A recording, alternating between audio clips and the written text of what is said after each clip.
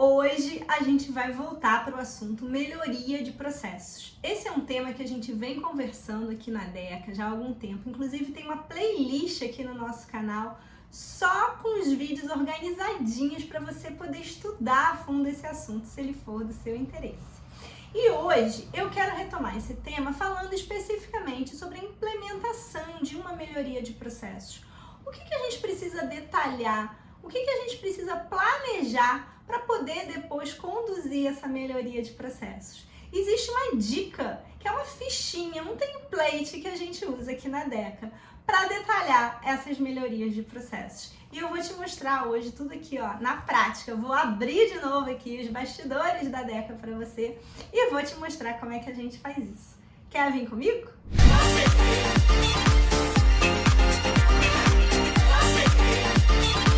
BPM Friend, então antes da gente ir para a tela do computador, eu quero te lembrar que a gente já conversou aqui sobre o roadmap de melhoria de processos. Esse é um vídeo que vale a pena você voltar e assistir.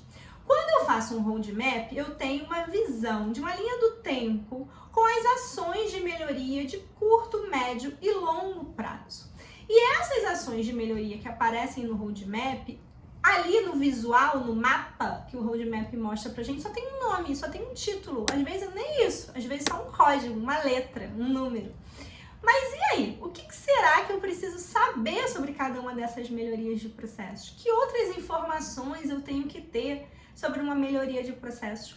O que eu preciso detalhar ou planejar para que depois eu possa, de fato, implementar essa melhoria de processos?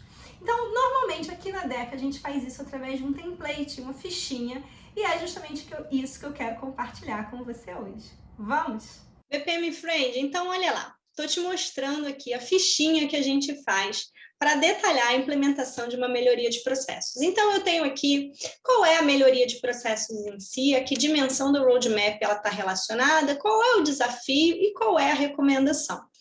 Depois a gente detalha as ações, um passo a passo do que eu tenho que fazer para implementar essa melhoria de processos na prática, depois na vida real. Mais embaixo um pouquinho, deixa eu descer aqui a tela, eu tenho alguns critérios. Então, qual é? O nível de dificuldade de implementação dessa melhoria de processos, o custo de implementação, quanto tempo leva para implementar essa melhoria e qual é o impacto, o benefício, o ganho que essa melhoria de processos vai trazer.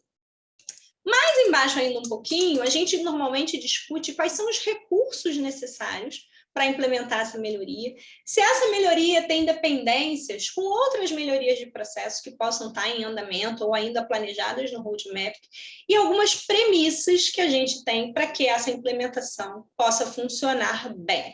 Então, é esse um template. Para cada melhoria de processos, a gente define essa fichinha. E agora eu vou te mostrar um exemplo dessa fichinha preenchida para ficar mais claro, né?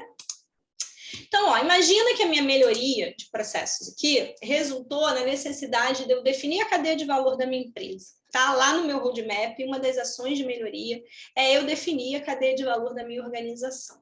Isso está dentro da dimensão de alinhamento estratégico e eu quero definir a minha cadeia de valor e a minha arquitetura de processos corporativa, abrangendo os macroprocessos e processos de negócio, de suporte e de gestão de forma transversal. Bom, quais são as minhas ações? Qual é o meu passo a passo? Eu vou definir primeiro se eu vou usar uma estratégia bottom-up ou top-down para montar minha cadeia de valor. Eu vou levantar os macroprocessos da cadeia de valor através de uma discussão colaborativa com os executores dos processos. Eu vou modelar essa cadeia de valor. Depois eu vou selecionar os processos prioritários na minha cadeia de valor e vou detalhar toda a minha arquitetura de processos a partir dali. No detalhamento dos critérios, a gente pode classificar tanto a dificuldade de implementação, quanto o custo, o tempo e o impacto. Então, a gente tem aqui uma escala que a gente usa, classificando em dificuldade baixa, média ou alta, custo de implementação baixo, médio ou alto, tempo de implementação de curto prazo, médio prazo ou longo prazo, e impacto baixo, médio ou alto. Essa escala de critérios, ó, eu apresento para vocês aqui. Então, quando é baixo, a gente deixa essa bolinha vazada, né? Quando é médio, eu coloco a bolinha pintada pela metade. E quando é alto ou de longo prazo, eu coloco a bolinha toda preenchida. E eu posso definir a minha escala, né? O que é um custo médio, baixo ou alto para mim?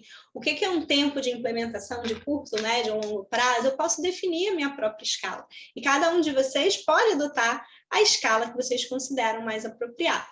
Então, aqui na minha implementação da cadeia de valor, eu cheguei à conclusão que a dificuldade é baixa, porque definir cadeia de valor é uma prática comum na área de BPM, qualquer equipe de processos ou qualquer consultoria contratada pode fazer esse tipo de trabalho. Um custo aqui foi estimado para essa organização em até R$30 mil, o que foi considerado um custo baixo. É uma implementação de curto prazo, em poucas semanas você faz uma cadeia de valor e o impacto é muito alto, porque a cadeia de valor vai trazer para a gente ali uma visão do todo, né? Vai guiar todo o trabalho de priorização dos processos, de alinhamento estratégico, ele se torna uma referência para a empresa em relação aos processos. Então, tanto a cadeia de valor quanto a arquitetura de processos ajudam a gente a poder ter uma visão transversal dos processos da organização, onde a gente pode priorizar os processos que vão ser trabalhados. E dessa forma, cria-se um pipeline para a própria equipe de processos, para o escritório de processos, saber em quais processos eles vão atuar primeiro, por onde eles vão começar o trabalho de modelagem e de melhoria de processos. Descendo mais um pouquinho aqui na parte das anotações, então, recursos, né? Eu preciso de liderança, eu preciso da equipe de processos atuando e eu preciso de representantes das diferentes áreas que estejam, de fato, comprometidos. Então, há necessidade de envolvimento, de comprometimento para que a gente possa construir uma visão compartilhada dessa cadeia de valor que seja, de fato, reconhecida e aceita por toda a organização. Eu dependo de outras ações de melhoria, então eu preciso que tenha sido criado um escritório de processos, uma equipe de processos que recebeu um aporte de conhecimento aí de uma consultoria de processos. Eu preciso que a gente tenha uma cultura organizacional onde as pessoas, de fato, venceram os obstáculos, as resistências à área de processos, estão comprometidas com a construção dessa cadeia de valor, senão a gente não vai conseguir sair do lugar. E eu preciso que ações iniciais de sensibilização e conceituação já tenham sido colocadas em prática, para que a gente possa depois conduzir as sessões de criação da cadeia de valor, para que os times consigam identificar os seus processos transversais, uma vez que eles já começaram a ser educados, qualificados, preparados a entender e a lidar com todos esses conceitos.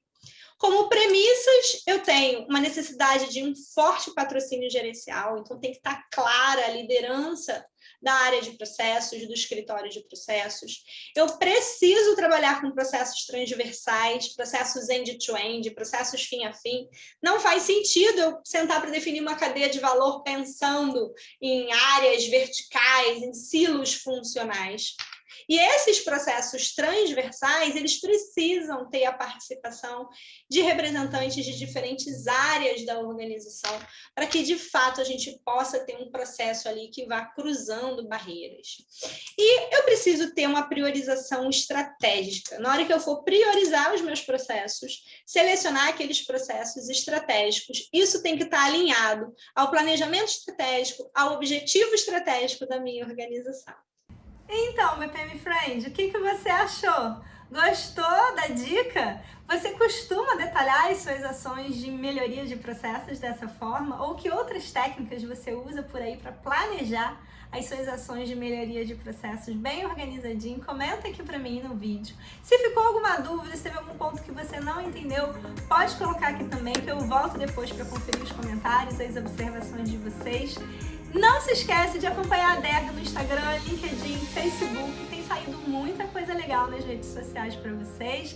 A gente tem o nosso DecaCast, que é o podcast da Deca, que sai toda segunda-feira no Deezer, no Spotify, no Apple Podcast, com muitos conteúdos bacanas para vocês e que são diferentes do que rola aqui no YouTube. Não são os mesmos assuntos, não são os mesmos temas, não tem nada de repeteco, então vai lá conferir. E quarta-feira que vem, 19 horas, eu tô de volta pra gente conversar um pouquinho mais sobre BPM e processos. Combinado?